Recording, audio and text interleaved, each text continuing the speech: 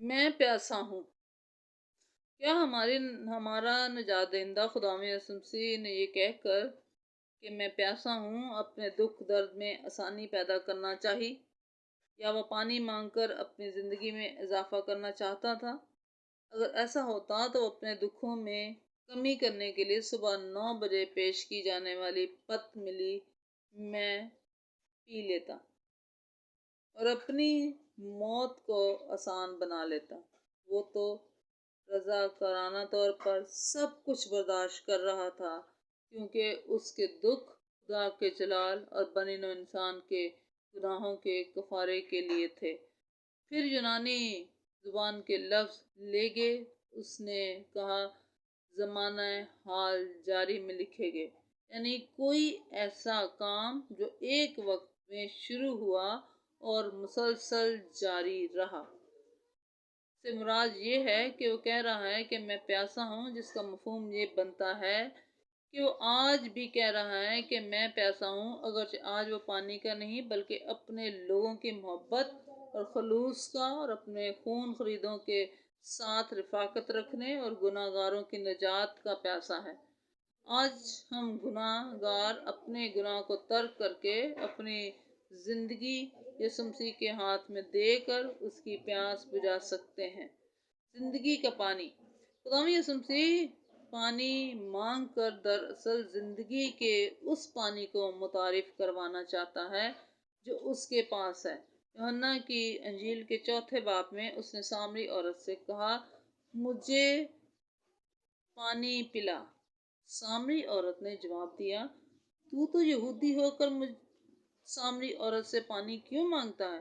یسوع نے جواب میں اس سے کہا، اگر تو خدا کی بخششوں کو جانتی اور یہ بھی جانتی کہ وہ کون ہے جو تجھ سے کہتا ہے کہ مجھے پانی پلا، تو اس سے مانگتی اور وہ تجھے زندگی کا پانی دیتا۔ یوحنا 4 باب اس کی 7ویں آیت سے 10ویں آیت تک۔ دراصل خداوند یسوع مسیح اس سامری عورت سے پانی مانگ کر اسے زندگی کا پانی دینا چاہتا تھا۔ اس نے خود کہا، جو کوئی اس پانی میں سے پیے گا جو میں اسے دوں گا، وہ ابد تک پیاسا نہ ہوگا، بلکہ جو پانی میں اسے دوں گا وہ اس میں ایک چشمہ بن جائے گا جو ہمیشہ کی زندگی کے لیے جاری رہے گا۔ یوحنا کی انجیل اس کا 4 باب اور اس کی 14ویں آیت۔ پھر عید کے آخری دن جو خاص دن ہے، یسوع کھڑا ہوا اور پکار کر کہا کہ اگر کوئی پیاسا ہو تو میرے پاس آ کر پیے، جو مجھ پر ایمان لائے گا اس کے اندر سے، جیسے کہ کلام مقدس میں آ چکا ہے، زندگی کے پانی کی ندیاں جاری ہوں گی۔ یوحنا 3 باب اس کی 37ویں اور 38ویں آیت۔ زندگی کا پانی دینے کا دعوے دار آج خود پیاسا ہے اور کہہ رہا ہے کہ میں پیاسا ہوں۔ لازم ہے میں اور آپ اس کی پیاس بجھانے کے لیے اپنی زندگی اس کے سپرد کریں، تاکہ ہمارا شمار ان مصلوب کرنے والوں میں نہ ہو جنہوں نے اسے سرکے میں بھگوئے ہوئے اسپنج کو زوفے کی شاخ پر رکھ کر اس کے منہ سے لگایا۔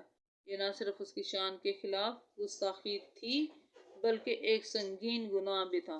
مقدس سرل کے مطابق انہوں نے اسے تازہ دم کرنے کی بجائے اس کی اذیت اور ذلت میں اضافہ کیا۔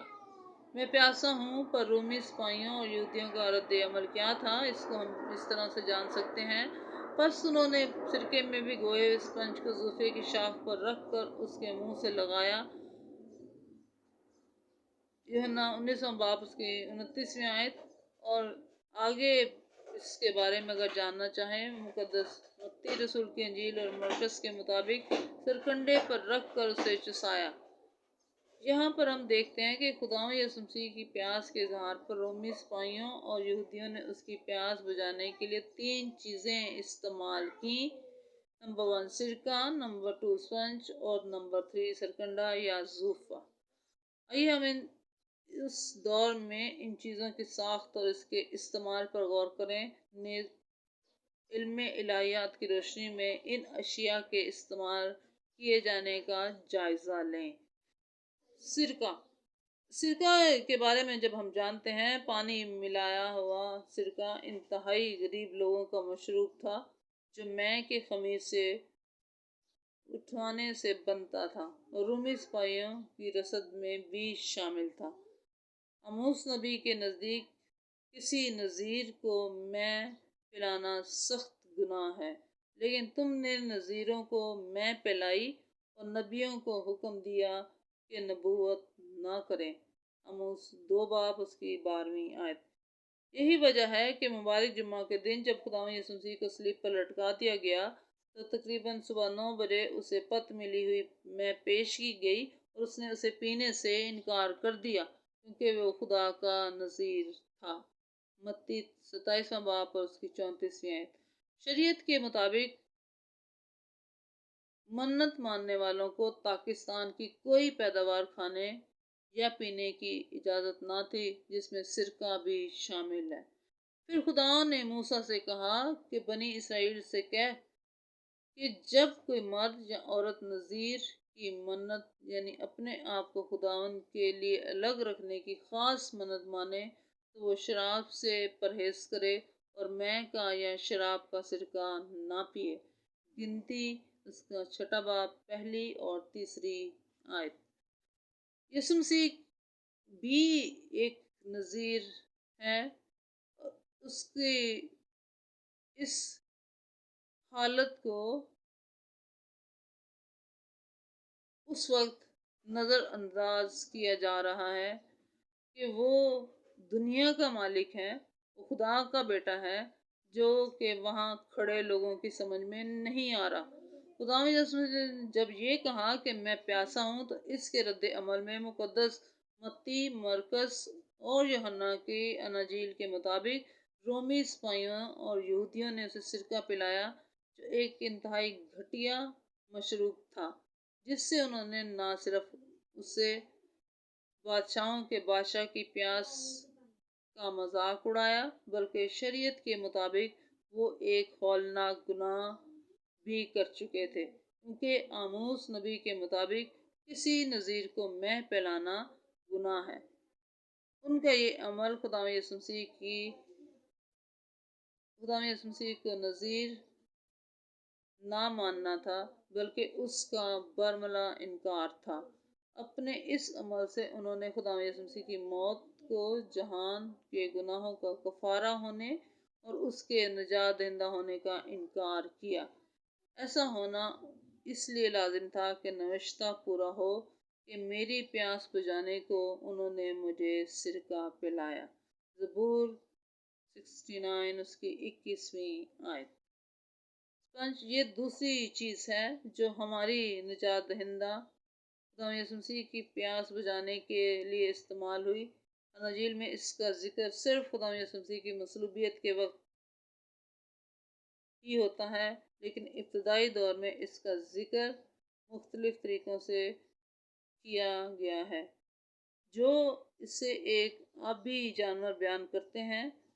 ڈاکٹر ایف ایس خیر اللہ قاموس الکتاب کے مطابق اسپنج ایک ادنیٰ درجے کا آبی جانور ہے جو بحر روم میں بکثرت پایا جاتا ہے۔ اس کی بناوٹ ایسی جو فدار ہوتی ہے کہ اس میں پانی جذب ہو جاتا ہے اور نچوڑنے پر خارج ہو جاتا ہے۔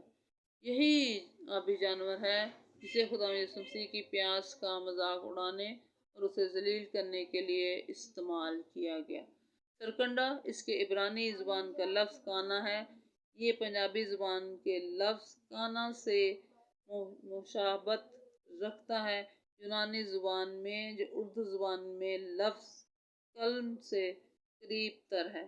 یہ تیسری چیز ہے جو خداوند یسوع مسیح کی شدید پیاس کے وقت اس کے مذاق اڑانے کے لیے استعمال کی گئی۔